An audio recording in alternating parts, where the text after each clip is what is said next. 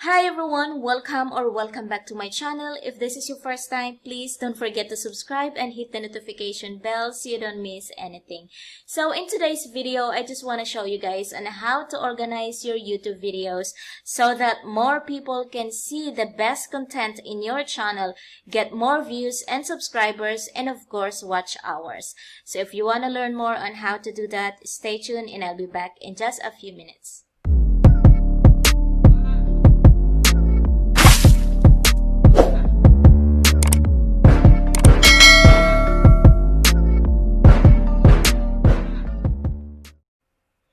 So, ayan, ipapakita ko sa inyo guys on how I organize my own videos. And of course, I'm gonna give you some tips on how to do that so that you guys can organize your own videos as well. Actually guys, wala naman talagang pinaka-exact or proper way na pag-organize sa mga YouTube videos. But based on my research, halos lahat ng mga kakilala ko ng mga YouTubers and mga successful YouTubers na pina-follow ko na nag-set up ng kanilang mga YouTube settings and nag-organize ng kanilang mga YouTube videos, it helps them a lot to get more views and subscribers. Guys, it's because their channel is organized, more presentable, so people are more likely to come and visit their channels more often and watch their videos, and that's how they get more subscribers. So, I decided to do the same thing as well. So, ayan, nag-start na rin ako na mag-organize ng aking mga videos not too long ago, and I just wanna share this with you guys para matry nyo rin, di ba? Okay, so bago tayo mag-start, bisita muna tayo sa ibang mga channel na kakilala ko. So wala akong masyadong maisip ngayon, biglang pumasok si The Angel's Vlog. So try natin bisitahin si The Angel's Vlog since hindi ko man lagi itong nabibisita. Hold on, mali pa yata. Okay. Okay, so si The Angel's Vlog ay isa siya sa mga members in my team. So ito yung kanyang channel guys. You can go ahead and check her out. Yung kanyang channel is more on cooking. Ayan, mga recipe. So, as you can see, when I visit her channel, ito lang yung nakikita ko, yung mga upload videos lang. So, hindi pa siya nag-organize ng kanya mga videos. So, kapag mga ganito cooking channel kayo, pwede nyo i-organize yan. Like, for example, naka-separate yung mga videos nyo for yung puro ulam siya, recipe, or di kaya puro mga dessert, puro mga snack, ganun. Kumbaga, meron siyang section by section para madaling ma-identify ng mga tao kung ano-ano yung mga recipe na ginagawa nyo or ina-upload on your channel. So now, let's go ahead and check out another channel. This is the last one. I'm sorry guys. Pasensya na sa mga nabisita ko at nasama sa aking vlog. Nasama tuloy kayo sa aking example. So, let's check Debbie. Si Debbie is isa sa mga member ko. Okay, she's in my team as well. So, punta tayo sa kanyang channel. Hold on. So, ayan. Ito yung kanyang channel, guys. So, yung kay Debbie, naka-organize na yung kanyang mga videos. As you can see, meron siya dito. Yung first section is about yung mga upload videos niya. Then, the second section is more on business. So, ayan. So, nag-organize na si Debbie ng kanyang mga videos. So, I did the same thing on my channel as well. So, nag-organize na rin ako. As you can see, when you go to my channel, makikita nyo, nag-add na rin ako dyan ng mga section. And nag-organize na ako. Although, yung aking mga videos is more on video tutorials talaga.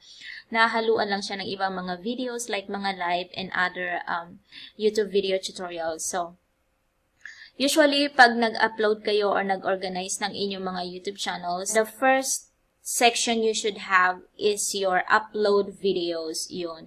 Kasi yung mga upload videos, ito kasi yung mga recent upload nyo. So, you want the people to see your most recent upload kasi ito yung mga ina-upload nyo every week, every single day, and they need to see those. They need to see your recent upload videos.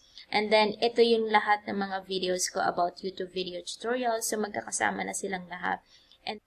So, although na meron na tayong playlist dito na naka-ready na that was created by YouTube, is still, you should also have a separate section for your playlist and other videos. That way, it will be easy for your viewers and subscribers to check out your videos, check out your channel, and see what you have to offer. So, yung kasi yung pagkakaiba nun guys, punta tayo sa playlist para makita nyo exactly yung pagkakaiba nung gumawa ka lang ng playlist and then And then, yung pagkakaiba ng kapag nag-organize ka ng sarili mong mga videos. So, kapag playlist lang kasi yung ginawa mo, ganito lang usually ang makikita nyo sa inyong mga channel. So, ayan lang, yung first video lang ng inyong playlist ang nakikita and then yung full title. Pero yung mga ibang videos, other videos and other titles on that playlist, hindi nyo na makita, di ba? Unlike kapag nag-organize kayo ng inyong mga videos, when you visit the channel, for example, punta kayo sa channel ko, makikita nyo agad yung mga videos. Ayan, including the titles and yung thumbnail, nakikita nyo. That way, nagkakaroon kayo ng ideas, ano-ano ba yung mga videos na in-upload ko. So, it will be easier for your subscribers and viewers to identify what do you have to offer in your channel. So, in order for you to do that and organize your videos, go to your channel and then i-click nyo lang guys itong Customize Channel. Okay, so once na nandito na kayo sa channel customization, dito na kayo, proceed kayo dito sa baba yung tinatawag na Video Spotlight. Okay, so you can upload one video here for your channel trailer. Parang ito yung pinaka-trailer nyo for your channel, ganun. Para sa mga tao na hindi pa nagsasubscribe sa inyong mga channel. So this one is for those who haven't subscribed to your channel yet. And then the second one is your featured video for your returning subscribers. Para sa mga subscribers nyo na laging sumusubaybay sa inyong mga videos, you can also do that. Mag-upload kayo dyan. Ako wala pa akong na-upload na trailer kasi wala pa akong nagagawa. But I am planning to in the future. Then, once na nandito na kayo, ang gagawin nyo lang guys is i-click nyo lang itong add section para magkaroon kayo ng section just like the one that I have. Okay, so let me go ahead and add more section para mapakita ko sa inyo exactly. So, click natin nga add section and then I'm gonna add a single playlist. So, mag-add lang tayo ng any playlist from my channel. So, let's say I wanna add playlist about YouTube music. Okay? So, i-click ko lang yan and then it's right there. Na-add na siya. Ganun lang siya guys, ka-simple gawin. So, ang gawin nyo is gumawa muna kayo ng mga playlist nyo na pwede nyong ilagay dito on your sections. Okay, so now I'm gonna give you some tips on how to kind of like organize your videos. But this is just my ideas. So, on the first section, you should have your upload videos, just like what I said a while ago, na dapat ito yung unang section na makikita ng mga viewers nyo. Kasi ito yung mga pinaka-recent na mga videos upload nyo, na ina-upload nyo every single week. Alright? Then the second one should be anything na interesting. Yung mga interesting videos na mag-a-attract sa inyong mga viewers or audience to click on them and watch your videos. And then next, yung susunod na mga section is anything about yourself, yung mga videos yung na ginagawa nyo about your lifestyle or life vlog, travels, ganyan. It depends on the niche that you have, guys. And then of course, you should have at the bottom, meron dapat kayong section for your popular uploads. So, dapat meron kayong mga ganyan. So, click nyo lang guys. May option dyan on how to add popular uploads. And then, yung sa akin kasi, si YouTube na mismo yung nag-choose ng mga videos na popular. So, bigla na lang siyang nag-appear dyan nang nag-add ako ng section.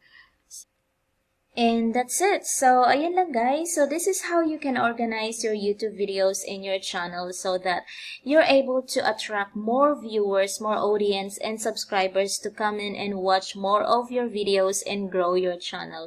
So, I hope na nakatulong ito sa inyo guys. Thank you so much for coming. Thank you so much for watching and I'll see you on my next one.